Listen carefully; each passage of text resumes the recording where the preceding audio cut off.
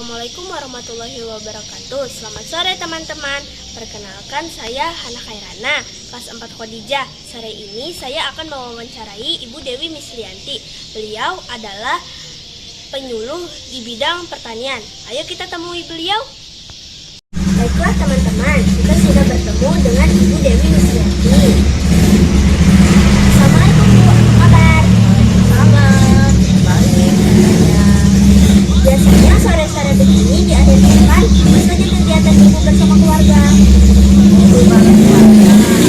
Ada waktu ya sambil merawat tanaman. Ini ada tanamannya. Bolehkah saya minta waktu Ibu untuk bisa saya wawancarai? Oh boleh. Gimana wawancaranya? Saya mendapatkan tugas sekolah untuk mewawancarai Ibu tentang bagaimana merawat tanaman, khususnya tanaman cabai. Apa saja jenis tanaman cabai? Oh kalau tanaman cabai itu kita tahu kan Kakak Hana bisa bikin sambal. Cabai itu macam-macam. Ada cabai rawit, terutama untuk bikin sambal, rasanya lebih pedas. Kemudian cabai besar. Cabai besar itu biasanya ada yang merah dipanennya, bisa juga hijau. Biasanya cabai besar ini untuk bumbu masakan, bisa untuk ditumis, bisa untuk bumbu masakan Bali, masakan merah gitu ya. Terus ada lagi cabai keriting. Nah ini juga rasanya lumayan pedas, cabai keriting ini. Bisa untuk bumbu-bumbu juga, bisa untuk sambal juga. Kemudian ada cabai putih. Cabai putih itu biasanya warnanya memang putih. Terus kalaupun dia matang, biasanya warnanya itu kayak jingga aja, oranye gitu. Biasanya kalau dipanen bisa untuk tambah gorengan ya, dilalap sama gorengan itu. Dan kalau yang bagus lagi itu ada cabai hias, jadi tanam-tanam di pohon, tanam di pekarangan rumah, sambil untuk rasanya lumayan pedas, juga untuk hiasan. Dan kira-kira gitu ya cabainya ya, makanya cabainya. Kapan waktu terbaik untuk menanam cabai?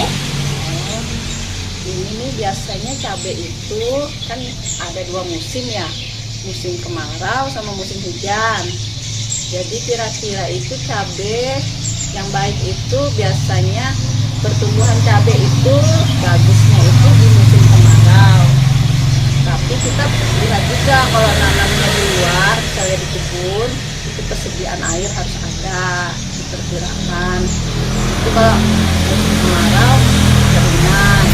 Tapi biasanya yang rada bagus itu mereka memang nanamnya itu perkembangan cabainya itu di musim kemarau lebih bagus. Jadi di akhir musim hujan mulai nanam, terus di musim kemarau pasti harus ada airnya aja lah.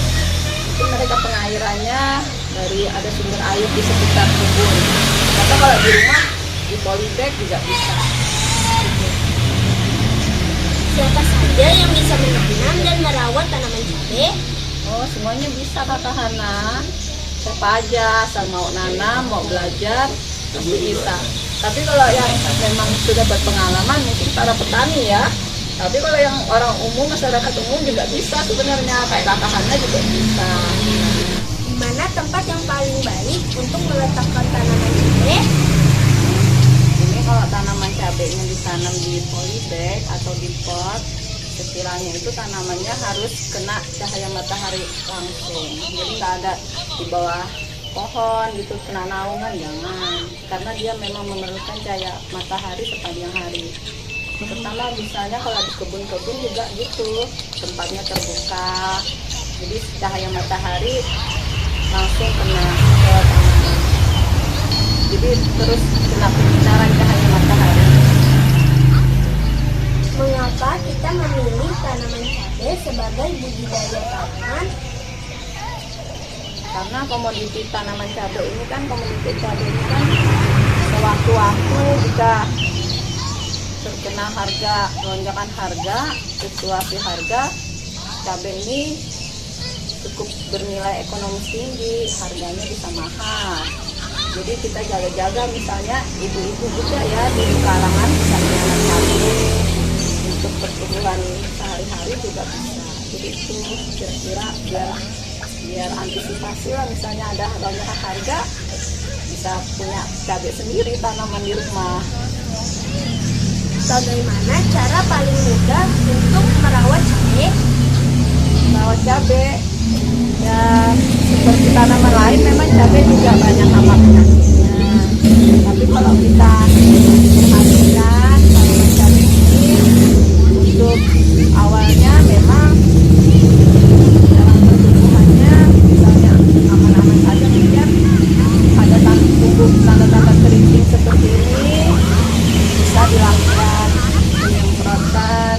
Kalau yang di rumah aja, di pekarangan kita gunakan aja pestisida organik, misalnya kita bikin dari bawang putih yang dihaluskan itu, ataupun dari larutan tembakau, itu bisa menjadikan pestisida organik. Selain itu, kalau memang diperlukan, kalau di lahan perkebunan itu para petani juga bisa menggunakan pestisida kimia, tapi sesuai anjuran dosisnya. Alhamdulillah tugas Hana sudah selesai. Semoga bermanfaat buat kita semua. Dan semoga di kemudian hari kita bisa menanam cabai dengan baik. Terima kasih buat Ibu Dewi sudah meluangkan waktu untuk wawancara ini. Mohon maaf kalau ada kata yang tidak berkenan. Wassalamualaikum warahmatullahi wabarakatuh. Waalaikumsalam, makasih.